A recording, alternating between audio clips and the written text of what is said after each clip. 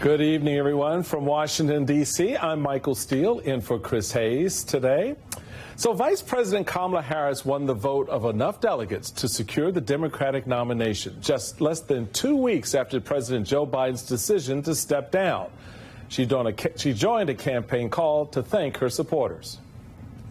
I am honored to be the presumptive Democratic nominee for President of the United States. Later this month, we will gather in Chicago, united as one party, where we're going to have an opportunity to celebrate this historic moment together. So here's the bottom line. I say to all the friends on the call, we are going to win this election.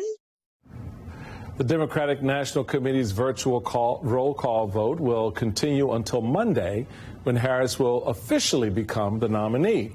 And President Biden offered his support as well, writing, quote, "One of the best decisions I've made was picking Kamala Harris as my vice president. Now that she will be our party's nominee, I couldn't be prouder. Let's win this." So, in a very short time, this race has been completely remade. The enthusiasm about the new nominee is very clear, particularly in the Harris campaign's record-breaking fundraising. Today, they announced a $310 million, million haul just in the month of July, with more than 3 million people making over 4.2 million contributions. That made July the largest grassroots fundraising month in Democratic history, meaning this has never happened before. Democrats are also seeing positive movement in the polls. A new survey from a conservative group shows Harris leading by 3 points in the key battleground state of Pennsylvania and by 2 points in Wisconsin, just within the margin of error. We'll talk about that more later in the show. Meanwhile, her opponent, well, he continues to run his mouth and shoot himself in the foot. Axios reports that Donald Trump's hour-long delay taking the stage at the National Association of Black Journalists conference this week was because he refused to be fact-checked live. Trump claimed it was audio issues. The Republican nominee is also attacking President Biden's extraordinary prisoner swap deal with Russia that overjoyed so many Americans yesterday. Well, as usual, it was a win for Putin or any other country that deals with us. But we got somebody back, so I'm never going to be challenging that. It wouldn't have happened with us. We would have gotten it back. We wouldn't have had to pay anything. We wouldn't have had to let some of the great killers of the world go. We should have had him back a long time ago. It should have never happened. It would have never happened. He shouldn't have been taken in the first place, and it would have never happened with us if I was president. Can't you just say welcome home? So this is truly a new race with just 95 days to go to Election Day. Joining me now is Congressman Jim Clyburn, Democrat of South Carolina, my South Carolina running mate. How you doing there, Congressman? It's good to see you. Thank you so much for having me, Michael. Good to be with you. So, we're talking about the changes in the landscape politically, and very much as we saw in 2020 when you were able to reorient the nature of that race for Joe Biden. Kamala Harris's entry into the campaign, Joe Biden stepping down, has done pretty much the same thing here.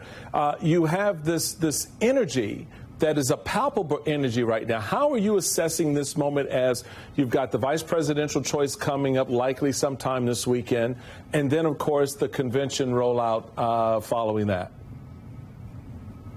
Well, the way this thing is sequenced, and I've never seen anything like this before. And being a little older than you are, I know you have never seen this either.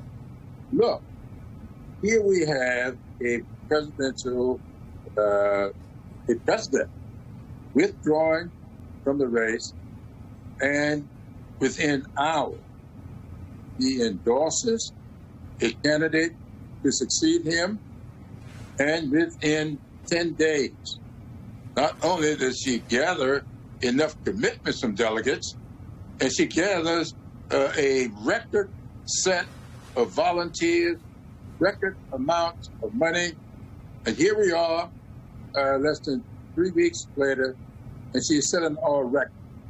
And then she's going to walk into a nominating process, and sometimes next week. She will name a running mate. They are going to go on tour, and they are going to garner the attention of the American people for 4 or 5 days. And then a week after that, she goes into her convention. And the convention is going to certify her as our nominee. She will come out of that convention with another big bump. And I've never seen anything like this.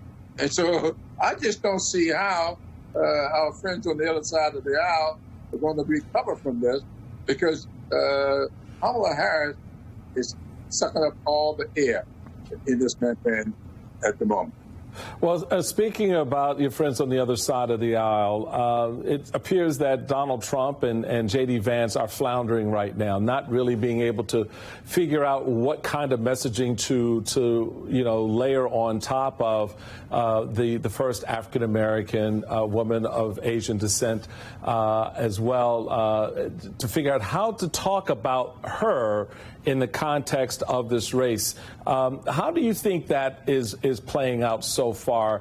I anticipate that at some point the switch is going to kick in, but it may be a little bit too late because a lot of damage is being done right now. How are you seeing the way the Republicans are responding to her candidacy? Well, I see it as very sophomoric.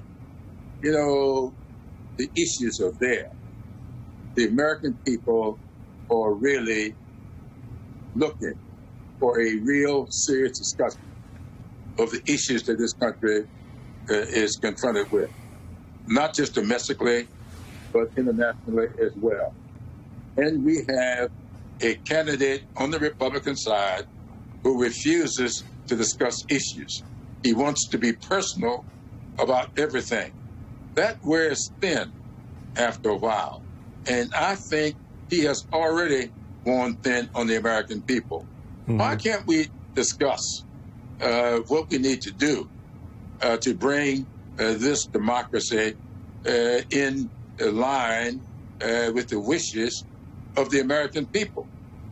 The American people want to leave a country for their children and their grandchildren that's better than the country that was left to them by their parents and grandparents. So let's have a discussion as to how we can do that. Why is it that so many people feel that our children are not going to have it as good as we had it? Simply because we can't get a serious discussion going between the two parties as to a vision for the future of our children and grandchildren. And so Kamala Harris talking about the future, she can't get any kind of contest from the other side on the subject. They don't even want to have a debate. Get on the same stage and let the American people see them side by side talking about these issues. I don't think Donald Trump is ready to deal with the issues that confront the American people. He'd rather deal in personalities, and that's not going to get it for thinking people. That may be okay for people who want to have some kind of a comic discussion, but for people who want a serious discussion, that's not going to get it. All right, Congressman Jim Clyburn, thank you so much for taking some time for us tonight. Really appreciate you, my friend.